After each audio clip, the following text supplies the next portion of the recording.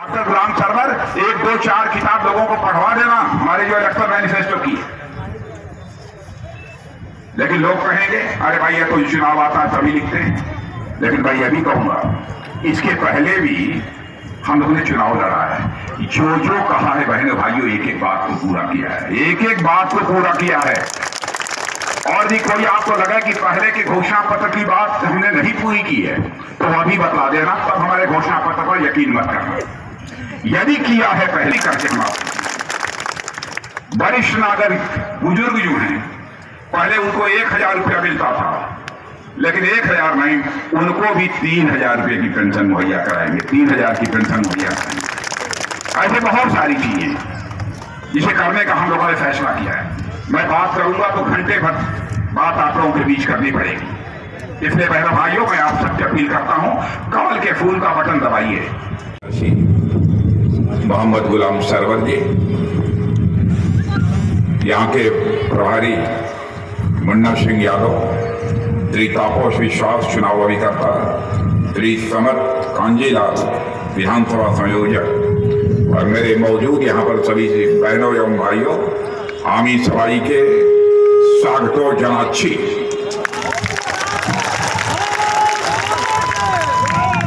वैसे मैंने ठीक बोला है बंगला? तो मोहम्मद गुलाम सरवर के लिए आया हूँ। नमस्कार। मोहम्मद गुलाम सरवर को पहली बार हमने देखा है और मोहम्मद गुलाम सरवर को पहली बार भाषण देते हुए भी मैंने सुना है। बीजेपी प्रार्थी गुलाम सरवर से मेरा कोई बहुत पहले का परिचय नहीं था।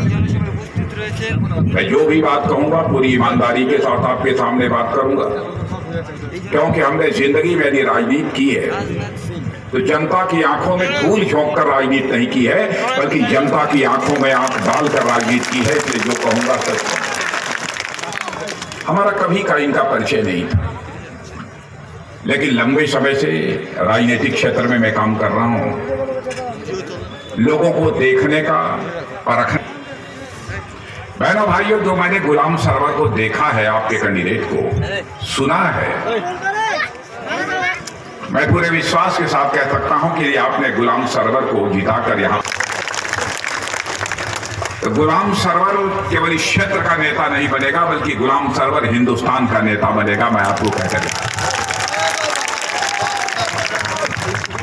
जैसे हमारे जनाब शाहनवाज हुसैन हैं, जैसे हमारे मुख्तार अब्बास नकवी साहब, कहीं चले जाएं हिंदुस्तान में, चाहे हिंदू हो तो मुसलमान हो, सभी उनका खैर मकदम करते हैं, सभी उनका खैर मकदम करते हैं।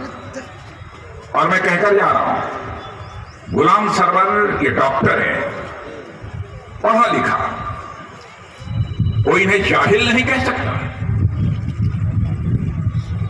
और यदि गुलाम सरवर को चुनकर आपने भेजा विधानसभा में, सरकार बनना तो पक्का है बहनों, संभावना को भी नकारा नहीं। राष्ट्रगान यदि हम सबको दिया तो देश की एकता और अखंडता को कायम रख, लेकिन उन्होंने ये किया और इस देश को केवल राजनीतिक कामयाबी हासिल करने के लिए हिंदू और मुसलमान के नाम पर बांटने की कोशिश की जा रही है। मैं आपको यकीन दिलाना चाहता हूं, जब तक भारतीय जनता पार्टी भारत की राजनीति पे जिंदा है बहनों भाइयों, कोई मां का लाल हिंदू मुसलमान को बांट नहीं सकता है, हिंदू मुसलमान बांट नहीं सकता, क्योंकि हम लोग उस फिलॉसफी। यहाँ के प्रभारी मुन्ना सिंह यादव, श्री तापोश विश्वास चुनाव अभिकर्ता, श्री समर कांजीलाल विधानसभा संयोजक और मेरे मौजूद यहाँ पर सभी बहनों एवं भाइयों, आमी सवाई के स्वागतो जनाच्छी।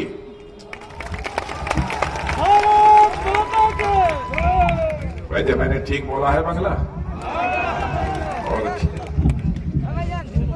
बहनों भाइयों, यदि आज मैं यहाँ पर आया हूँ तो मोहम्मद गुलाम सरवर के लिए आया हूँ। नमस्कार। मोहम्मद गुलाम सरवर को पहली बार हमने देखा है और मोहम्मद गुलाम सरवर को पहली बार भाषण देते हुए भी मैंने सुना है। गुलाम सरवर से मेरा कोई बहुत पहले का परिचय नहीं था। मैं जो भी बात कहूंगा पूरी ईमानदारी के साथ आपके सामने बात करूंगा, क्योंकि हमने जिंदगी में यदि राजनीति की है तो जनता की आंखों में धूल झोंक कर राजनीति नहीं की है, बल्कि जनता की आंखों में आंख डालकर राजनीति की है। इसलिए जो कहूंगा सच कहूंगा। हमारा कभी का इनका परिचय नहीं था, लेकिन लंबे समय से राजनीतिक क्षेत्र में मैं काम कर रहा हूं। लोगों को देखने का, परखने का, समझने का बराबर हमको अवसर मिला है। बहनों भाइयों, जो मैंने गुलाम सरवर को देखा है, आपके कैंडिडेट को सुना है,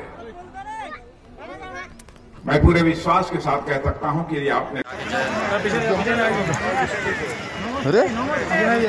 राजा सिंह जी भारत माता की जय।